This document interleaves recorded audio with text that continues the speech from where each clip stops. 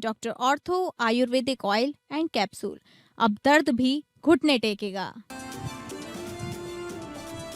Trump ने Iran मुद्दे पर अमेरिका को किया संबोधित, कहा ईरान जंग में जीत मिली, ईरान में हमारा मिशन पूरा, हमले रहेंगे जारी।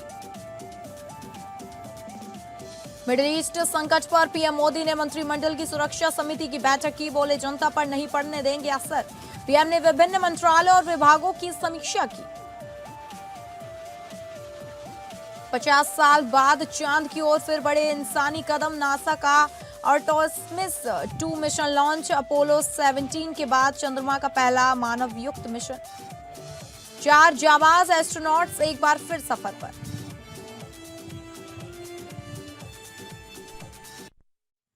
नमस्कार, आप सभी का स्वागत है टॉप अपडेट में। मैं हूं आपके साथ शालिनी राणा। शुरुआत करेंगे टॉप अपडेट की।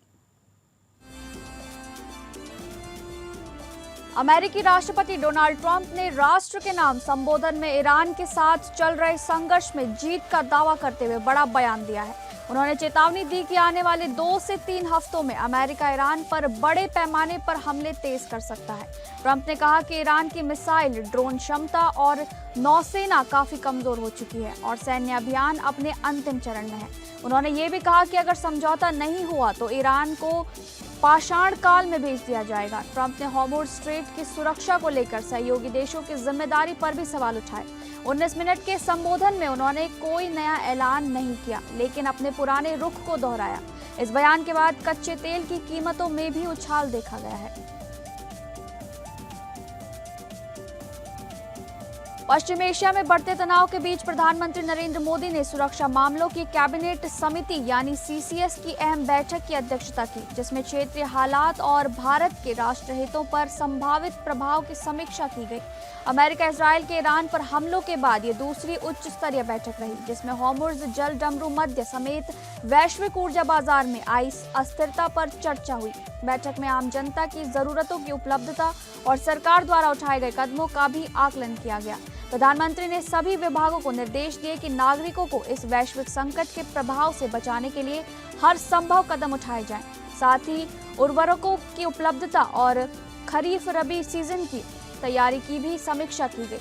पीएम मोदी ने अफवाहों से बचाने के लिए सही और प्रामाणिक जानकारी के प्रसार पर जोर दिया। सरकार स्थिति पर लगातार नजर बनाए हुए है।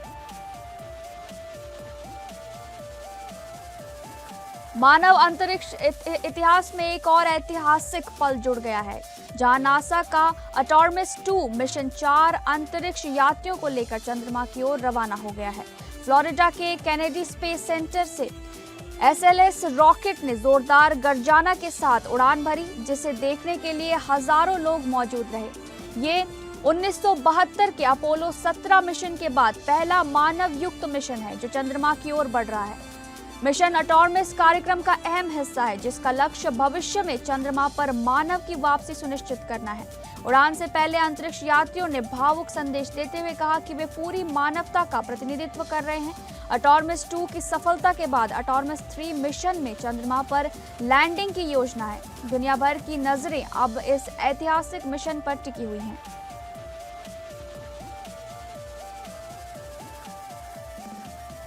कोयलांचल क्षेत्र से एक दिल दहला देने वाली खबर सामने आ रही है, जहां बीसीसीएल एरिया 3 के गोविंदपुर सोनाडी ओपी क्षेत्र स्थित टंडाबाड़ी बस्ती में मंगलवार देर शाम भीषण भूधसान की घटना ने तबाही मचा दी।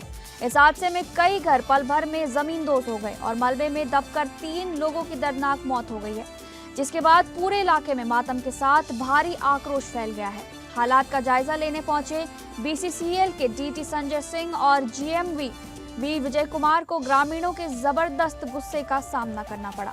मुआवजे और पुनर्वास की मांग को लेकर ग्रामीणों ने अधिकारियों को चारों ओर से घेर लिया और लापरवाही का आरोप लगाया। स्थिति तब और बिगड़ गई जब भीड़ उग्र हो गई और पथराव शुरू कर दिया गया, जिसमें कई गाड़ियों के शीशे टूट गए और कुछ अधिकारी घायल भी हुए हैं। हालात बेकाबू होते देख सीआईएसएफ के जवानों ने मोर्चा संभाला, जबकि अधिकारी अपनी जान बचाकर मौके से भागते नजर आए।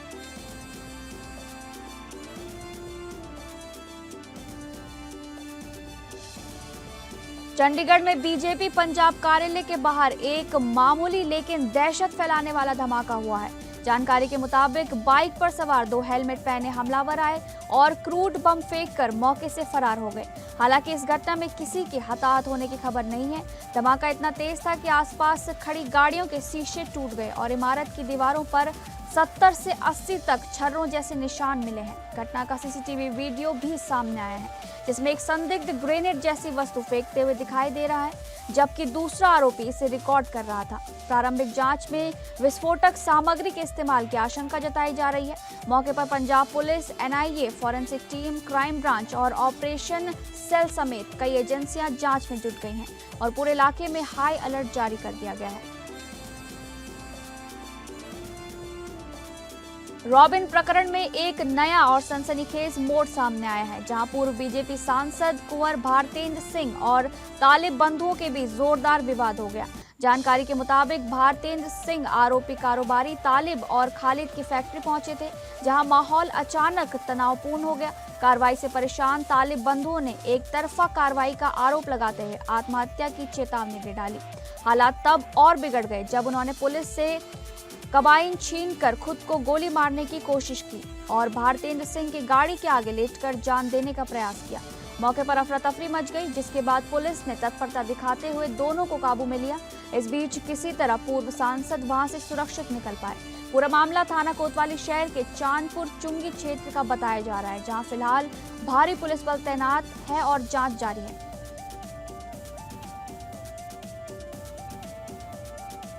शाहजहांपुर में वित्त एवं संसदीय कार्य मंत्री सुरेश कुमार खन्ना ने कलेक्ट्रेट परिसर से संचारी रोग नियंत्रण अभियान की जागरूकता रैली को हरी झंडी दिखाकर शुभारंभ किया।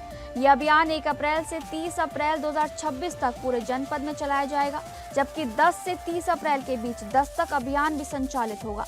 इसके तहत आशा और आंगनबाड़ी कार्यकर्ता घर घर जाकर लोगों को संचारी रोगों से बचाव के लिए जागरूक करेंगी। रैली में बड़ी संख्या में लोगों ने हिस्सा लिया और 7 का वार संचारी रोगों पर प्रहार जैसे नारों के जरिए स्वच्छता और स्वास्थ्य का संदेश दिया गया। नगर निगम ने भी कचरा वाहनों को सजाकर अभियान में भागीदारी निभाई। साथ ही स्वास्थ्य विभाग द्वारा फॉगिंग और छिड़काव का कार्य कर मच्छरों पर नियंत्रण की कोशिश की जा रही है। अधिकारियों और जनप्रतिनिधियों ने आमजन से इस अभियान को सफल बनाने की अपील भी की है। लखनऊ के बीकेटी तहसील क्षेत्र के ग्राम अस्ती में ग्राम सभा की जमीन पर बनी एक मस्जिद को इलाहाबाद हाईकोर्ट के आदेश के बाद ध्वस्त कर दिया गया। मामला गाटा संख्या 648 की जमीन से जुड़ा था, जिस पर निर्माण को लेकर विवाद चल रहा था। सुनवाई के दौरान हाईकोर्ट ने पाया कि संबंधित पक्ष जमीन पर अपना कोई वैध अधिकार साबित नहीं कर सका, जिसके बाद निचली अदालत के आदेश को बरकरार रखते हुए अवैध कब्जा हटाने का निर्देश दिया गया। कोर्ट के आदेश के पालन में स्थानीय प्रशासन ने देर रात कार्रवाई करते हुए मस्जिद को गिरा दिया। इस दौरान किसी भी अप्रिय स्थिति से निपटने के लिए मौके पर भारी पुलिस बल तैनात रहा। प्रशासन पूरी स्थिति पर नजर बनाए हुए है और क्षेत्र में शांति व्यवस्था कायम रखने के प्रयास जारी हैं। बाराबंकी में लखनऊ अयोध्या नेशनल हाईवे पर गैस से भरे टैंकर में अचानक रिसाव होने से अफरा तफरी मच गई।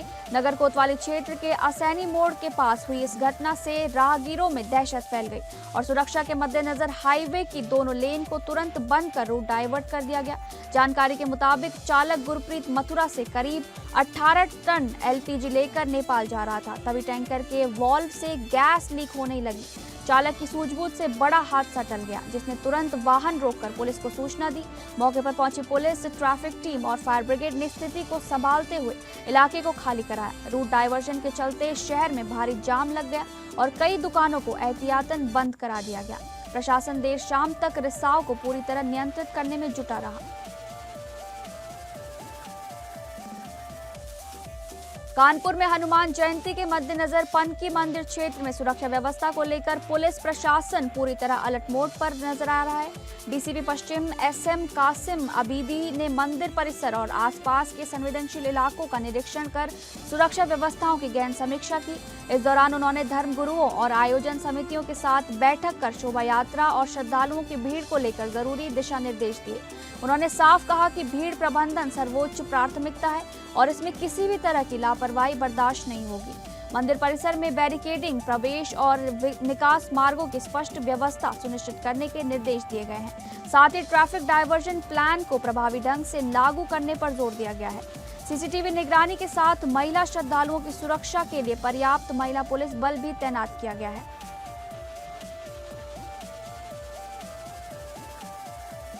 श्रावस्ती कलेक्ट्रेट परिसर से संचारी रोग नियंत्रण जागरूकता रैली को हरी झंडी दिखाकर रवाना किया गया। इस मौके पर विधायक राम फेरन पांडे, जिलाधिकारी अश्विनी कुमार पांडे और मुख्य विकास अधिकारी शाहिद अहमद मौजूद रहे। डीएम ने अधिकारियों और कर्मचारियों को संचारी रोगों से बचाव की शपथ भी दिलाई। ये विशेष अभियान 1 से 30 अप्रैल तक पूरे जनपद में चलाया जाएगा, जबकि 10 से 30 अप्रैल के बीच दस्तक अभियान के तहत घर घर जाकर लोगों को जागरूक किया जाएगा। रैली के माध्यम से स्वच्छता, मच्छरों से बचाव और बीमारियों की समय पर पहचान का संदेश दिया गया। अभियान में डेंगू, मलेरिया, दिमागी बुखार और टीबी जैसी बीमारियों की रोकथाम पर विशेष फोकस रहेगा। प्रशासन ने आमजन से इस अभियान में सहयोग की अपील की है। अमेठी में संदिग्ध परिस्थितियों में एक युवक का खून से लथपथ शव सड़क किनारे बरामद हुआ है। सुबह राहगीरों ने शव को देखा और तुरंत पुलिस को सूचना दी, जिसके बाद मौके पर पहुंची पुलिस ने शव को कब्जे में लेकर पोस्टमार्टम के लिए भेज दिया। घटनास्थल पर मृतक की टूटी हुई बाइक भी मिली है, जिससे हादसे की आशंका जताई जा रही है। प्रारंभिक जांच में अज्ञात वाहन की टक्कर से मौत की संभावना सामने आ रही है। हालांकि पुलिस इस मामले को हत्या और दुर्घटना दोनों एंगल से जांच रही है। ये पूरा मामला मुशीगंज थाना क्षेत्र के जामो बहादुर मार्ग स्थित टिकरी चौराहे के पास का बताया जा रहा है। फिलहाल पुलिस जांच में जुटी हुई है और आसपास के लोगों से पूछताछ की जा रही है। अमरोहा में तेज रफ्तार कार ने बाइक सवार युवक को जोरदार टक्कर मार दी, जिससे उसकी मौके पर ही दर्दनाक मौत हो गई। हादसे के बाद कार सवार मौके से फरार हो गया, जिससे इलाके में हड़कंप मच गया। सूचना मिलते ही पुलिस तुरंत घटनास्थल पर पहुंची और शव को कब्जे में लेकर पोस्टमार्टम के लिए भेज दिया गया। प्रारंभिक जांच में तेज रफ्तार और लापरवाही को हादसे की वजह माना जा रहा है। ये घटना थाना नौगावा सादात क्षेत्र के गांव खेड़का के पास की बताई जा रही है। पुलिस फरार कार चालक की तलाश में जुटी हुई है और आसपास लगे सीसीटीवी फुटेज खंगाले जा रहे हैं। वहीं घटना के बाद मृतक के परिजनों में कोहराम मचा हुआ है। फतेहपुर में सूदखोरों के उत्पीड़न से तंग आकर एक युवक ने जहरीला पदार्थ खाकर आत्महत्या का प्रयास किया।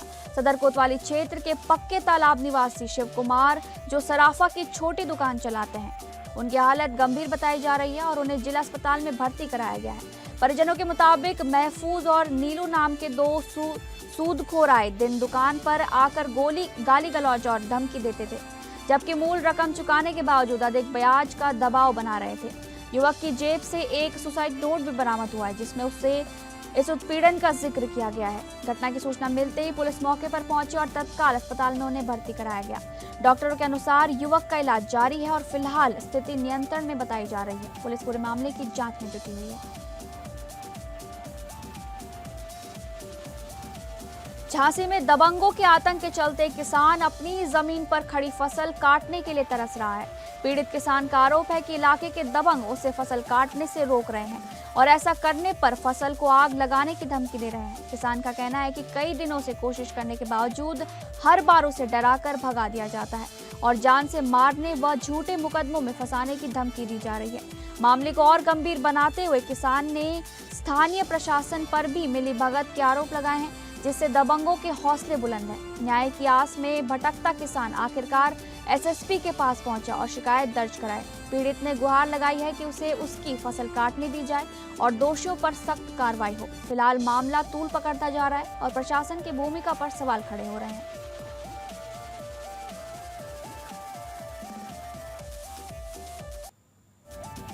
झांसी के गुरसराय थाना क्षेत्र से एक सनसनीखेज मामला सामने आया है, जहां एक व्यक्ति की संदिग्ध परिस्थितियों में मौत के बाद परिजनों ने हत्या का आरोप लगाया है। ग्राम बसनेर निवासी 45 वर्षीय रघुवीर रायकवार की मौत उस वक्त हुई जब वे अपने बगीचे में काम करने गए थे। परिजनों का आरोप है कि गांव के कुछ लोगों ने उन पर हमला किया, जिससे उन्हें गंभीर चोटें आईं और हालात बिगड़ गए। आनन फानन में उन्हें गुरसराय सामुदायिक स्वास्थ्य केंद्र ले जाया गया, जहां डॉक्टरों ने उन्हें मृत घोषित कर दिया। घटना के बाद गांव में शोक के साथ आक्रोश का माहौल है। सूचना मिलते ही पुलिस मौके पर पहुंची और शव को पोस्टमार्टम के लिए भेजकर जांच शुरू कर दी गई। मृतक के भाई ने इसे सुनियोजित हत्या बताया है, जबकि पुलिस का कहना है कि पोस्टमार्टम रिपोर्ट के आधार पर आगे की कार्रवाई की जाएगी। कन्नौज में पुलिस और बदमाश के बीच मुठभेड़ में आरोपी युवक को गोली लगने के बाद गिरफ्तार कर लिया गया है। आरोपी ने 3 वर्षीय मासूम बच्ची को गलत नीयत से अगवा किया था और पकड़े जाने के डर से उसे जिंदा बोरे में बंद कर झाड़ियों में फेंक दिया था। गुरसरायगंज कोतवाली पुलिस में पुलिस टीम ने सीसीटीवी फुटेज के आधार पर लगातार तलाश की और बच्ची को एचएम डिग्री कॉलेज के पीछे झाड़ियों से सुरक्षित बरामद किया। इसके बाद समधन चौकी प्रभारी दीपक चौधरी और एसओजी टीम की कार्रवाई में आरोपी से मुठभेड़ हुई, जिसमें उसके पैर में गोली लगी। पूछताछ में आरोपी ने अपना जुर्म कबूल कर लिया है। एसपी विनोद कुमार के मुताबिक आरोपी का मोबाइल भी जब्त कर लिया गया है, जिसमें आपत्तिजनक सामग्री मिली है। फिलहाल आरोपी को अस्पताल में भर्ती कराकर उसके खिलाफ सख्त कानूनी कार्रवाई की जा रही है।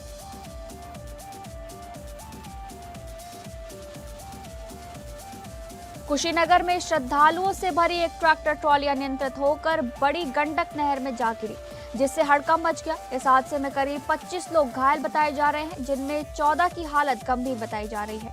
हादसे के बाद ग्रामीणों और प्रशासन ने मिलकर घायलों को अस्पताल पहुंचाया, लेकिन रास्ते में एक महिला और इलाज के दौरान 2 अन्य महिलाओं की मौत हो गई। बताया जा रहा है कि सभी श्रद्धालु महाराजगंज से खड्डा क्षेत्र के बैसाहा स्थित दुर्गा मंदिर में चैत्र मेले में शामिल होने जा रहे थे।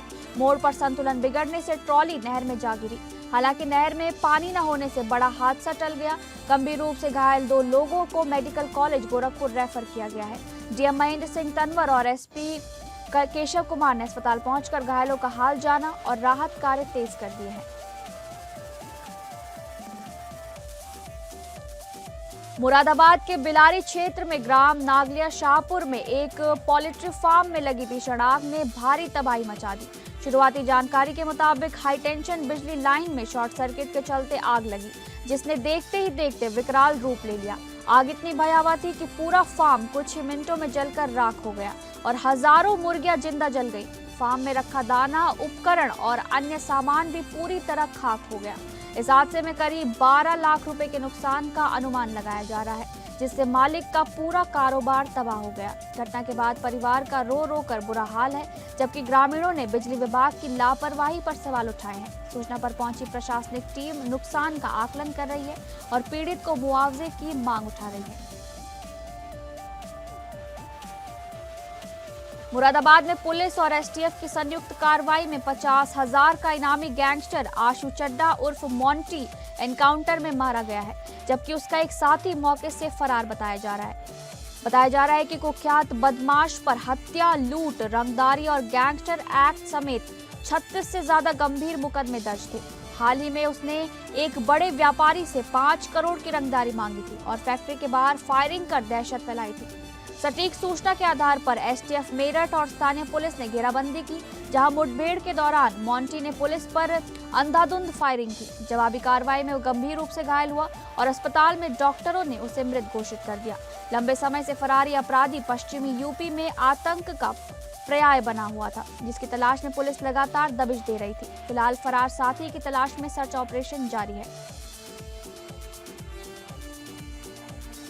पीलीभीत में बिलसंडा कस्बे में निर्माणाधीन मकान का लेंटर अचानक गिरने से अफरा तफरी मच गई। इस हादसे में मकान मालिक मोहम्मद हसन, उनके 2 बेटे और कई मजदूर मलबे में दबकर घायल हो गए। बताया जा रहा है कि लेंटर डालते समय सहारे के लिए बनाई गई बल्ली टूट गई, जिससे सरिये का जाल नीचे जा गिरा और काम कर रहे मजदूर भी नीचे गिर पड़े। चीख पुकार मचाने पर स्थानीय लोगों ने तुरंत राहत कार्य शुरू कर घायलों को बाहर निकाला और इलाज के लिए भेजा। सूचना मिलते ही पुलिस मौके पर पहुंची और जांच शुरू कर दी गई है। पुलिस के मुताबिक इस हादसे में करीब 5 लोग घायल बताए जा रहे हैं, जिन्हें हल्की चोटें आई हैं। फिलहाल सभी घायलों का उपचार जारी है और घटना के कारणों की जाँच की जा रही है। पीलीभीत से खबर सामने आ रही है, जहां थाना हजारा क्षेत्र में गन्ने के खेत में काम कर रहे एक मजदूर पर अचानक बाघ ने हमला कर दिया। बाघ ने मजदूर को जबड़े में दबाकर खेत की ओर खींचना शुरू कर दिया, जिससे मौके पर अफरा तफरी मच गई। साथ काम कर रहे अन्य मजदूरों ने हिम्मत दिखाते हुए शोर मचाया और किसी तरह उसे बाघ के चंगुल से छुड़ा लिया। गंभीर रूप से घायल मजदूर को पहले भरतपुर सीएचसी लाया गया, जहां से हालत नाजुक होने पर पलिया रेफर कर दिया गया। घटना के बाद इलाके में दहशत का माहौल है और ग्रामीणों में आक्रोश भी देखा जा रहा है। सूचना मिलते ही वन विभाग की टीम मौके पर पहुंची और पगमार्क ट्रेस कर जांच शुरू कर दी गई। ट्रांस शारदा क्षेत्र में लगातार बाघ और तेंदुए के हमलों से लोगों में भय का माहौल बना हुआ है। भारतीय सिनेमा के दर्शकों का लंबा इंतजार आखिरकार खत्म हो गया है, क्योंकि नामित मल्होत्रा और नितेश तिवारी की बहुप्रतीक्षित फिल्म रामायण का टीजर रिलीज हो गया है। ये सिर्फ एक फिल्म का प्रमोशनल वीडियो नहीं, बल्कि भारतीय सिनेमा के ग्लोबल विजन की शुरुआत माना जा रहा है। 2.5 मिनट का ये टीजर अपने भव्य स्केल, शानदार प्रेजेंटेशन और बारीक डिटेलिंग के साथ दर्शकों को पूरी तरह प्रभावित करता है। AR रहमान और हंस जीमर का संगीत इस दृश्य संसार को और भी प्रभावशाली बनाता है, जो बिना शोर के एक अलग ही अनुभूति देता है। हर फ्रेम इतनी बारीकी से गढ़ा गया है कि दर्शक उसे बार बार देखने पर मजबूर हो जाते हैं। रणबीर कपूर द्वारा निभाए गए राम के किरदार की झलक ने दर्शकों की उत्सुकता और बढ़ा दी है। सालों के इंतजार के बाद आया ये टीजर भारतीय सिनेमा के इतिहास में एक नए अध्याय की शुरुआत के रूप में देखा जा रहा है।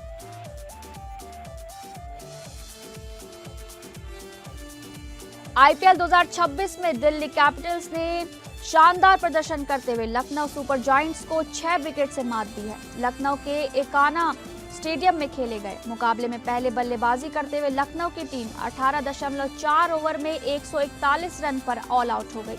जवाब में दिल्ली ने 142 रनों के लक्ष्य को 17.1 ओवर में 4 विकेट खोकर हासिल कर लिया। दिल्ली की शुरुआत बेहद खराब रही और टीम ने 26 रन पर ही 4 विकेट गंवा दिए, जिसमें KL राहुल, पथुम निसांका, नीतीश राणा और कप्तान अक्षर पटेल सस्ते में आउट हो गए।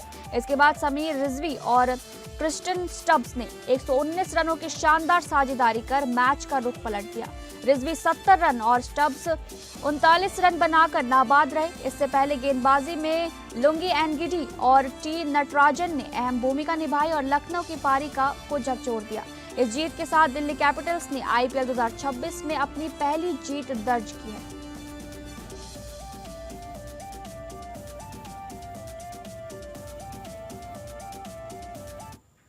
फिलहाल टॉप अपडेट में बस इतना ही। नमस्कार।